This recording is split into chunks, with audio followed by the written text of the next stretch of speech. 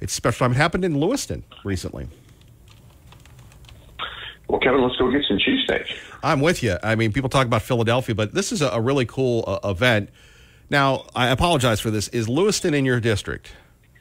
It absolutely is. I was just there a few days ago, and I'm going to be back there probably Thursday. Okay, the Main Street Grill, they sponsored this, brought in a bunch of volunteers, 300 pounds of vegetables, and made a whole day of it.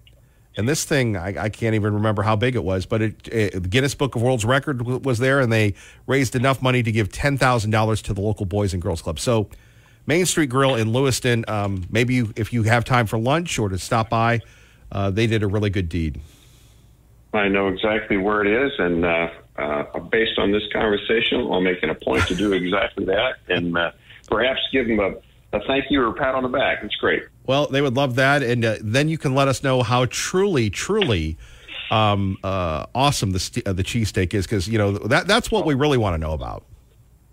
I'll take one and I'll stick it in my bag, and I'll bring it back a few days later and see how you like it. I appreciate that, Congressman. They call it the summer recess, but you've been hitting the trail, talking to folks. Earlier, we were discussing this issue about the government continuing to pay broadcasters to promote COVID shots and stuff, regardless of what people feel about the shots. Do you really think that's necessary, and that's really a good use of the people's money? No, and I think that all that does is it adds to people's skepticism about why the government is so bent on being involved with that. Kevin, we've got a whole lot of lessons that have come out of this previous go-around with COVID. And I started writing an op-ed, actually, at the request of our good friend Tea Party Bob. This is back in about 2020, on some of the impacts that this has had. I think I'm on chapter 20 at this point. And no, I'm not looking to go publish something, but it was a lessons learned thing. And lesson number one is never shut down an economy. You just never shut down an economy, because we have not recovered from all of that. And I completely get why, if you're a government official and your philosophy is that America would be better off if it was fully socialized, if the government monitored and directed and managed much more than the private sector. I get that people believe that. I get that for those who do, a pandemic is a nice tool because it forces shutdown of your business, or it can force that. It forces mandates on people. It forces dependency on government. And so I understand the motives, but we have experienced it now in recent history. It's bad news. Never shut down an economy. That's lesson number one. Well, let's delve into that a little further. How concerned are you that people are saying the masks are coming back just in time for the election? And obviously, Congressman Fulcher, you want people to be healthy. You want people to take care of themselves. Public health, one of the biggest concerns for you and others. But then you have this narrative of, well, why is this happening all of a sudden right before a big election? Your thoughts, sir? Well, I'm afraid that there might be something to that. I don't have any inside information, but I do know some of the personalities that are promoting this. And so it wouldn't surprise me at all. Now we at least have the benefit of some hindsight. I mean, it was more difficult to argue that masks didn't make a difference when we didn't really know, or if we did know, it wasn't as well documented. We pretty much know that now, at least the masks that were used. And all of these distance requirements and social requirements really did not have any kind of a benefit. On the election front, that's also very problematic, because you may recall, Kevin, the states that openly said that they had violated their own election law during the election, and that's included Wisconsin, Georgia, Arizona, Pennsylvania. But they did so, or they made modifications to their election law over COVID, and it was one version of a deviation from their election law versus another. Allowing mail-in ballots when typically it would be absentee, or increasing the ballot harvesting practice, or having an election week instead of an election day, and all of that stuff. The election laws are the way they are for typically a reason, good or bad. And, we're not supposed to have an election week. And there are open problems that happen when you just mail in ballots and don't validate who they're coming from. And so I can see this tendency to come back around again. I think it's just up to all of us as diligents to sound the alarm early and often, probably like you're doing on your show, and say, hey, no, we're not going to play this game again. How concerned should we be about the integrity of the election, Congressman? It seems like we've spent a lifetime together since the election in 2020. You're involved in elections. You're dependent on the credibility of elections. And a lot of people, I'm sure, as you're visiting Idaho, are concerned about the legitimacy of elections. And you, as a patriot, a congressman, did you ever think that we would ever really legitimately question whether or not we have true election integrity? No, I didn't. And here we are. And here's what I can say, Kevin. I can tell you for a fact that there was election fraud, for a fact. Okay. And I can prove it. And, I've had people deliver ballots to my office, which is in the Meridian office, is in the City Hall in Meridian. It's on the second floor. And during the polling time, the first floor is a polling location. And so there would be people that would come in to vote on the first floor, then come up to the second floor and deliver to my office ballots, additional ballots that came to them because they were in a different state prior and had recently moved to Idaho, and said, hey, just want you to know we did vote, but we only voted once like we were supposed to.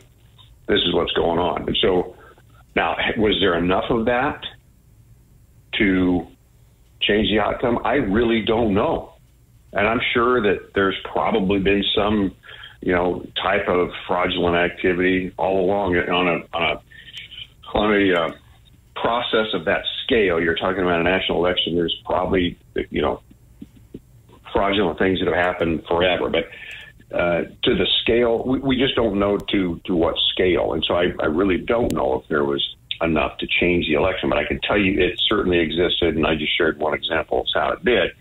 And so after that, we, as in a number of members of Congress, and I know a lot of state legislators, went internally within their conferences, their caucuses, to try to fix and go through their election system and make corrections.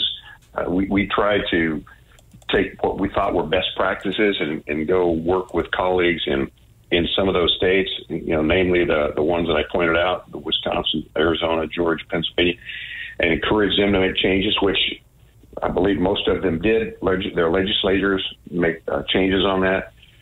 And so I'm hopeful that it's going to be better this time, but a COVID type process will not help.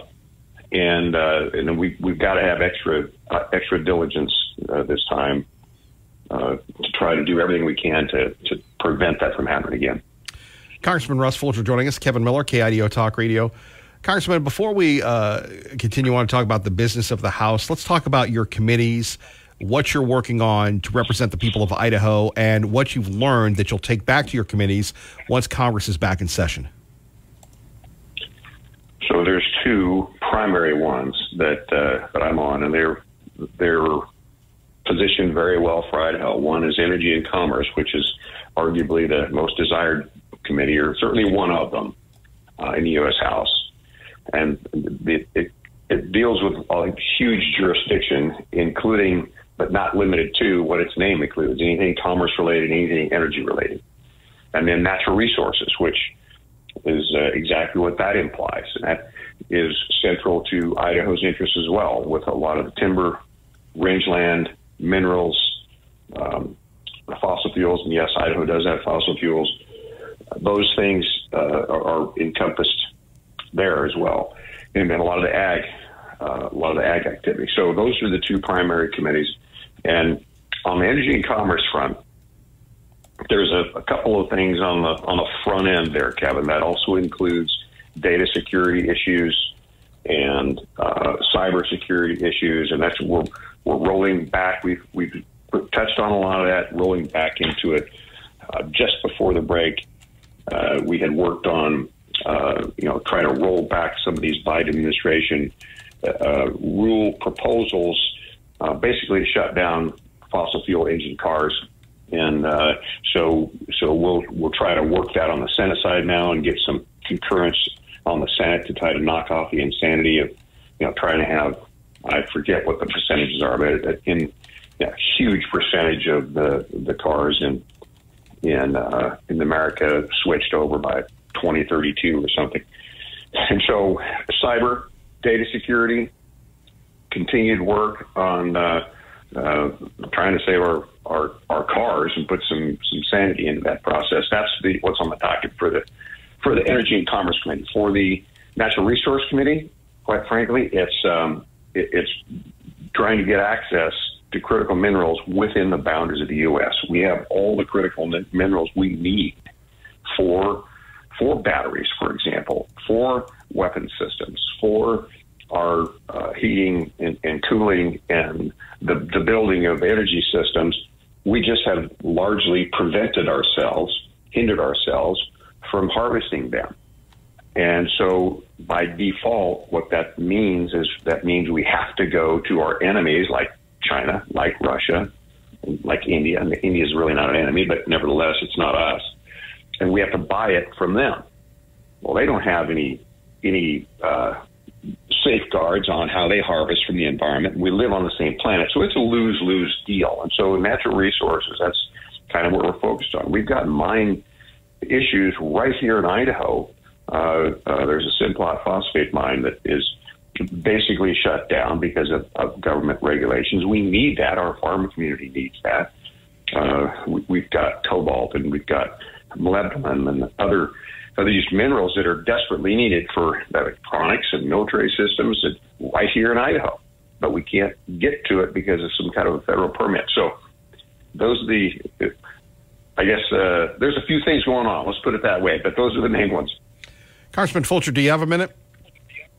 Absolutely. Okay, because coming up, I do want to talk to you about the minerals and the lithium, and then obviously what's going on when you get back. But this is really all about Idaho. You're right on top of it.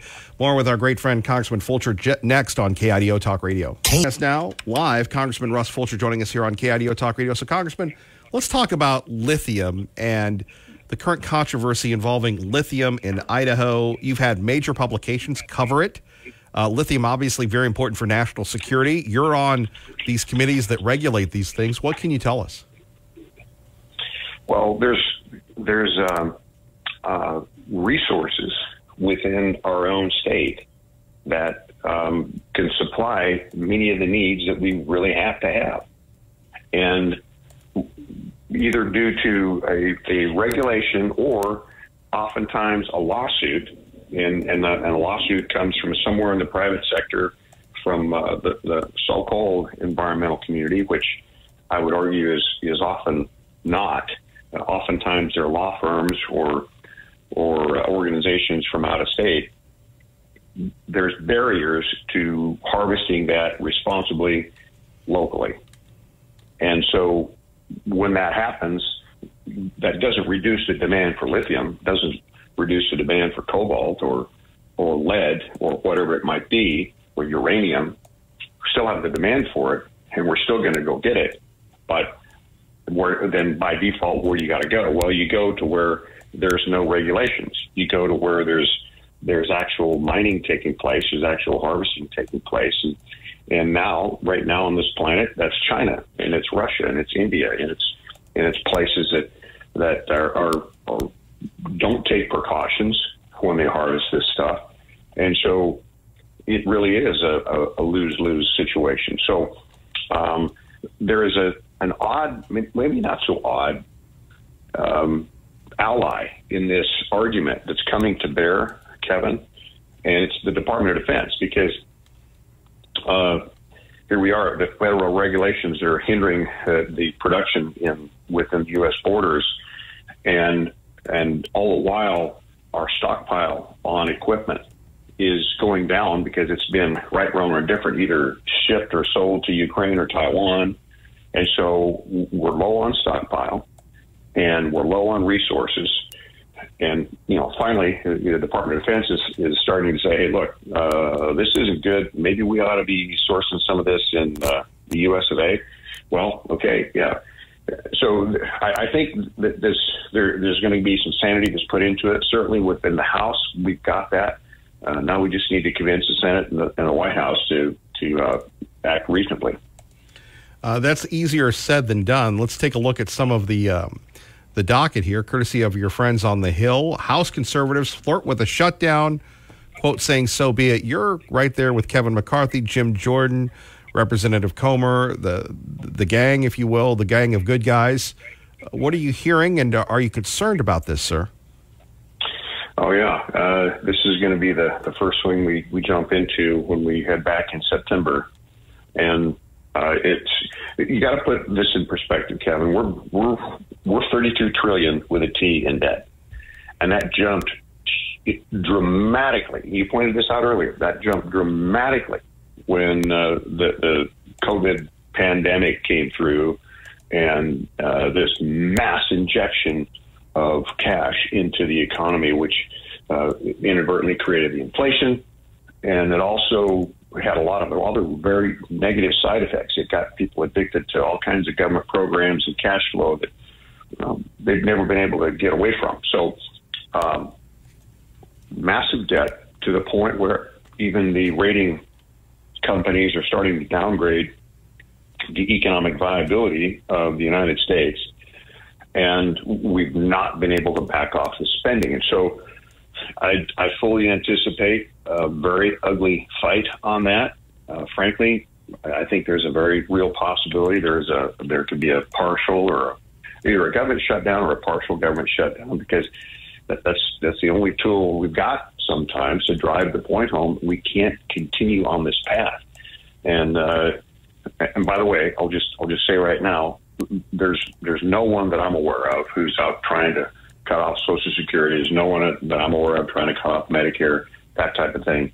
But there is absolutely people, and I'm one of them, that are trying to cut other segments of the budget and a lot of these federal bureaucracies, the EPA and the IRS, and those things we absolutely positively should cut back. And so, yes, I think it's going to be a fight. There's going to be a pressure to do another continuing resolution right away. That's all a continuing resolution is it's kicking the can down the road again. Yeah, we'll decide on this later. Well, maybe we better be deciding on it now, and then, because if you think about it, next year's an election year for everybody in the House. And so that changes the dynamic. Nobody wants to have this ugly shutdown while they're in the middle of a campaign. So, yeah, I anticipate it. It's going to be ugly. And if we're going to hold the line on the spending, we got to do it now. Our great friend, Congressman Russ Fulcher, joining us. Kevin Miller, KIDO Talk Radio. Your friend Jim Jordan saying impeachment inquiry looking more and more likely. What are the pros and cons of this, sir? I believe it's going to. I think he's right. More and more likely. The speaker's indicated that. In fact, I think he indicated that on your show here a few days ago. And what that does is it puts the Congress in a much better position to get access to information. People need to realize that we as in the House, are not doing investigations in conjunction with the FBI or with the intelligence community in general. And it's not because we don't want to, it's because they don't cooperate. And that's a problem. And, I've personally talked to Jim, and a lot of these documents that, we're seeing for the first time because we're literally having to twist arms to get access as Congress, the oversight body, the FBI's had since 2017. And so they are no friend, at least at the top, in cooperating with trying to put some sunshine on what's been going on. So I believe that the impeachment inquiry is likely to happen. An inquiry is different than an impeachment process. Everybody needs to know that. The inquiry really triggers the investigation capacity at a greater level, gives us tools. I think that's likely to happen. Can't say whether the actual impeachment process will, but certainly I think the inquiry will. Congressman Fulcher, obviously, we're remembering those folks that were killed during the Afghanistan withdrawal. The parents very, very upset with the President of the United States.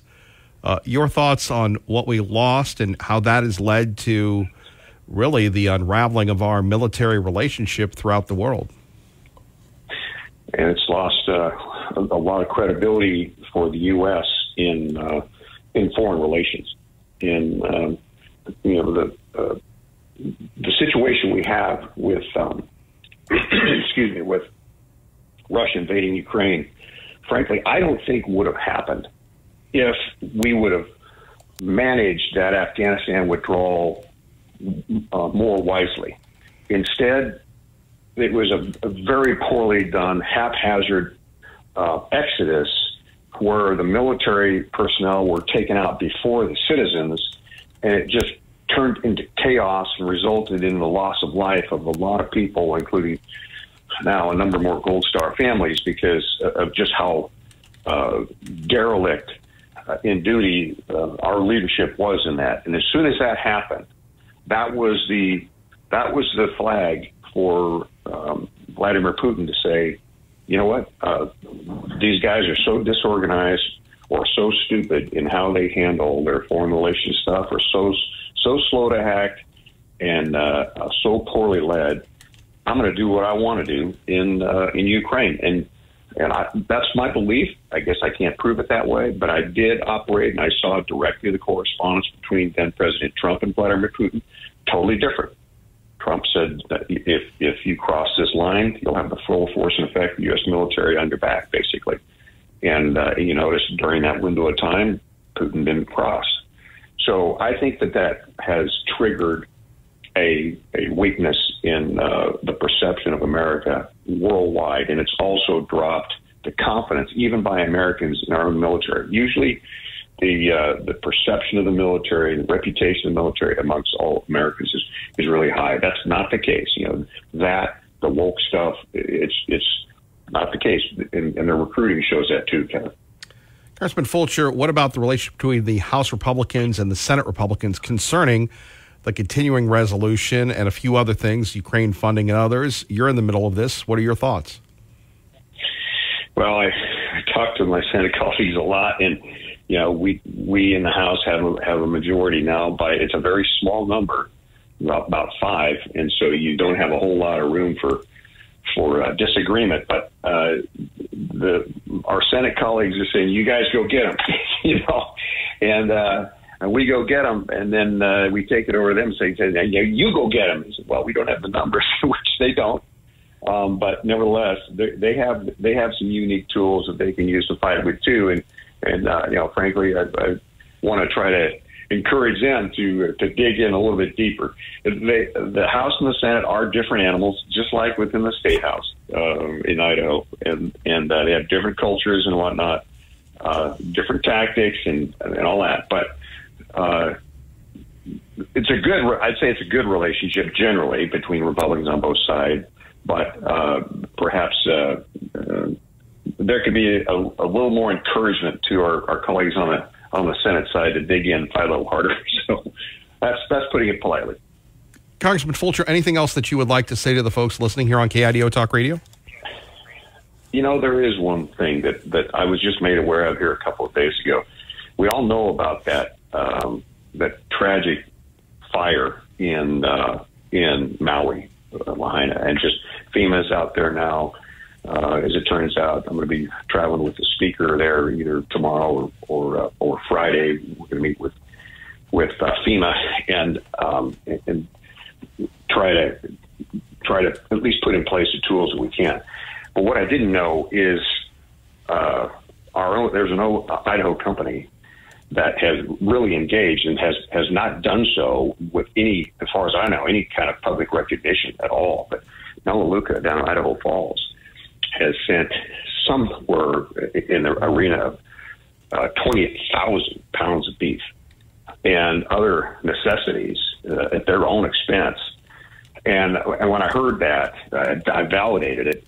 And so, you know what? That's Idaho, right? That's Idaho helping people. And I know that there's some efforts right now for Florida with this hurricane coming. And hey, look, we got problems, no question, but we also have great people in this state, and it is such an honor to serve them. And Kevin, I know you have a similar feeling with your service too, but that's a good story. We need to be proud of some of our own businesses right here in Idaho. Well, I will get that story up. I'm looking at it right now.